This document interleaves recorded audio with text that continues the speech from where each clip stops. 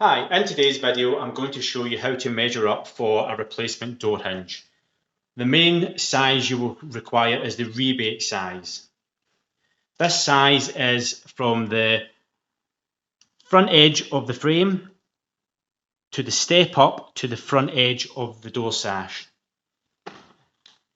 So that's this flat side of the frame to the flat side of the opening sash. Close your door. Get a card or anything with a flat surface, put it against the sash, get your tape measure or ruler, push it against the frame to the edge of the card. Mark it with a little pencil if you need, and you can see when this is 23mm.